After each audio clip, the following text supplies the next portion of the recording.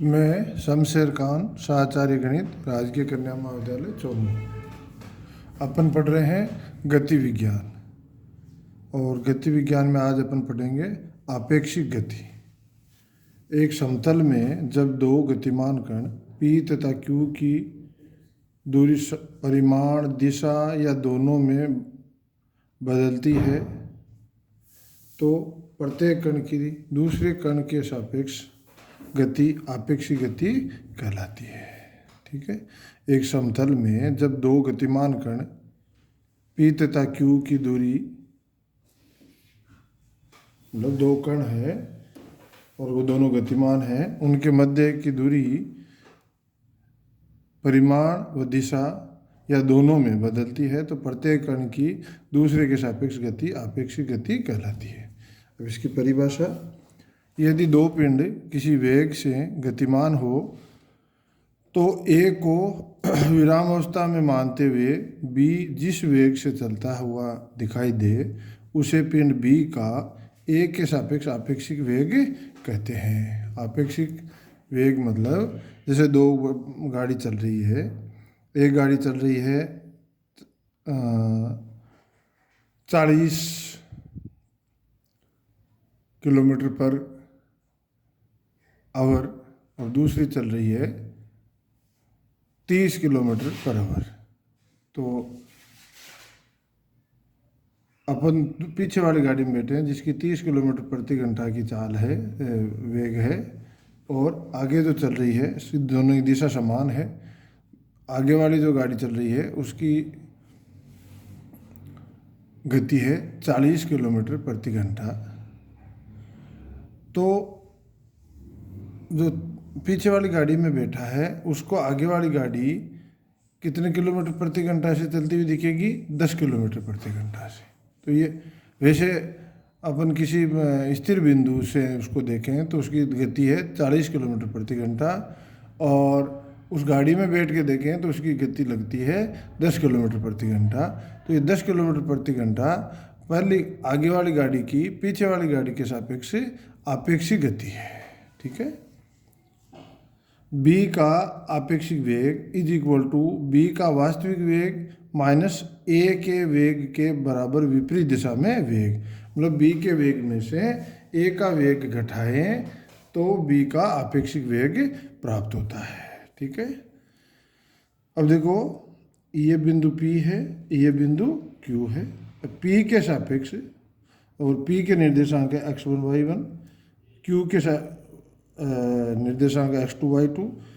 P के निर्देशांक x1 y1 किसके रेस्पेक्ट में है? निर्देशांक x है OX और OY के। तो Q के निर्देशांक O कार्तीय निर्देशांक, ये कार्तीय जो निर्देशित तंत्र है इसके सापेक्ष है, इसके रेस्पेक्ट में है। अब Q के निर्देशांक P के रेस्पेक्ट में कितने होंगे? x2 माइनस x1 और y2 माइनस y1। P के सापेक्ष Q के आपेक्षिक वेग के घटक x dot is equal to x2 dot minus x1 dot, y dot is equal to y2 dot minus y1 dot. Dot का मतलब इनका t के सापेक्ष, समय के सापेक्ष अवकलन। इसी प्रकार P के सापेक्ष Q के आपेक्षिक वेग के घटक आपेक्षिक त्वरण के घटक x double dot is equal to x2 double dot minus x1 double dot, y डो double dot is equal to y2 double dot minus y1 double dot.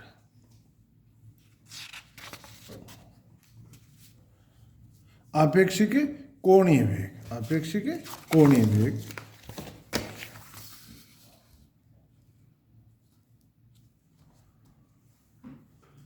कोई कण है, वो बिंदु P और दूसरा जो चल रहा है बिंदु Q पर है।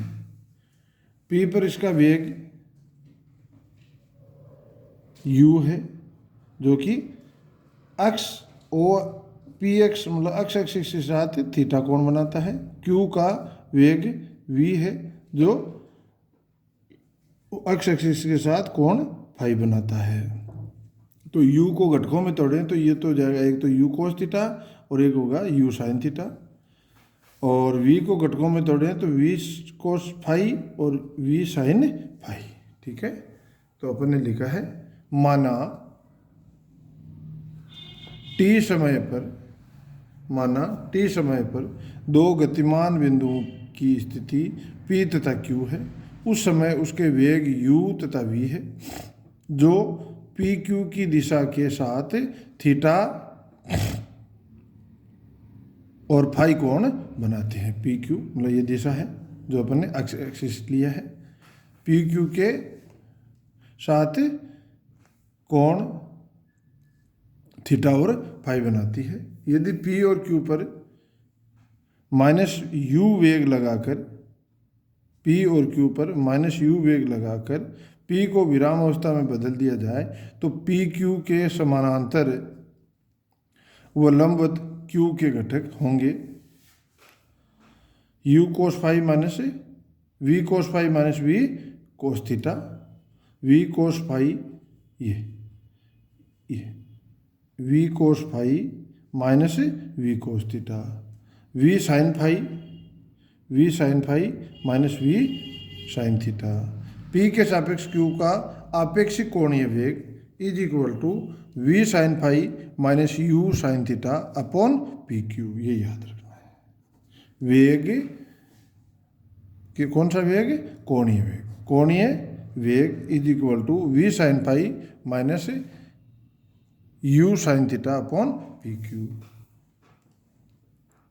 चूंकि v cos theta minus u v cos phi minus u cos theta की पी क्यू को पी के सापेक्ष घुमाने की क्षमता शून्य है। जो बल अपने को पता है किसी भी कण का कोणीय वेग उसके लंबवत जो घटक है उसी से आता है।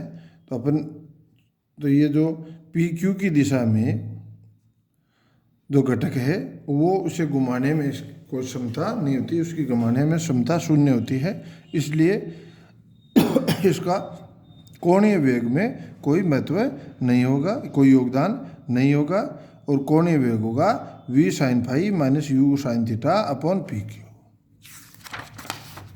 अब अपने इक्वेशन देखते हैं। प्रश्न है दो कण एक बिंदु से एक साथ दो सरल रेखाओं में चलना प्रारंभ करते हैं। प्रथम कण एक समान वेग u से और द्वितीय कण विराम अवस्था से एक समान त्वरण f से चलता है।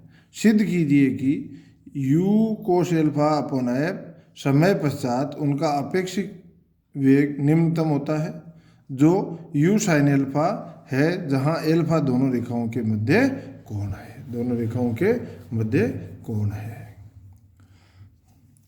हल माना OP तथा OQ दो सरल रेखाएं हैं। OP तथा OQ दो सरल रेखाएं हैं जिनके मध्य कोण एल्फा है। माना OP व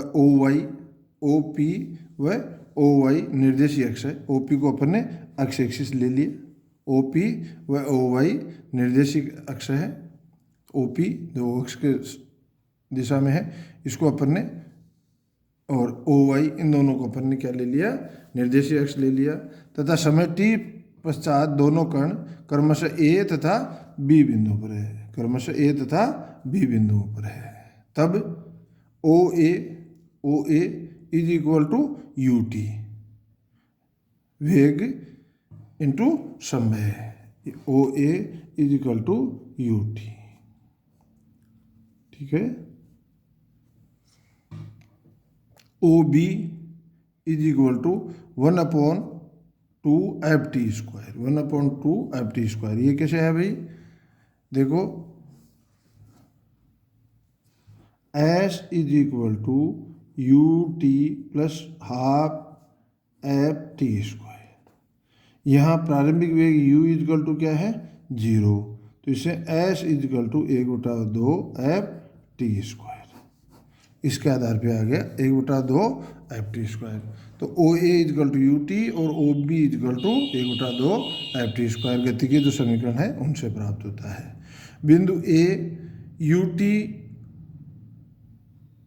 0 ए का निर्देशांक क्या हुआ यू टी कोमा 0, और B 1/2 F T square cos alpha, ये 1/2 एफ टी, ओ बी क्या है 1/2 एफ टी स्क्वायर, ठीक है।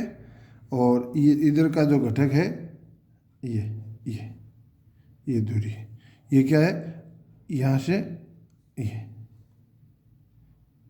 ये दूरी क्या है 1/2 F T square cos alpha, और ये तो ये 1/2 F T square sine alpha.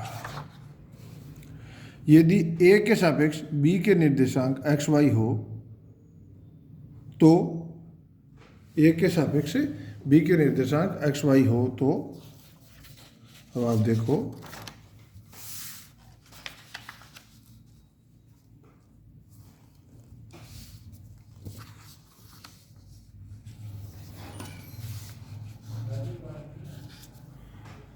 X Y हो तो एक्स इक्वल टू क्या होगा भाई ए के सापेक्ष बी के निर्देशांक एक्स वाई हो तो निर्देश एक्स ओ एक्स और ओ वाई के सापेक्ष तो क्या है ये दूरी और ये दूरी, ठीक है।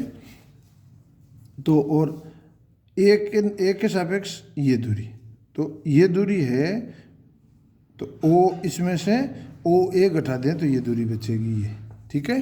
तो 1/2 F T square cos alpha, ये तो यहाँ तक की हो गई, यहाँ तक की दूरी, ये 1/2 F T square cos alpha, ये दूरी माइनस यू टी, और Y equal to 1/2 F T square sine alpha, ये दूरी साइन एल्फा माइनस 0, क्योंकि ये इस तरफ अगर ये ए बिंदु यहाँ होता तब तो दूसरी स्थिति होगी, क्योंकि ए बिंदु है वो एक्स एक्सिस पे ही है, तो ये दूरी तो समान रहेगी, ए के सापेक्ष ले लो चाहे ओ के सापेक्ष ले लो।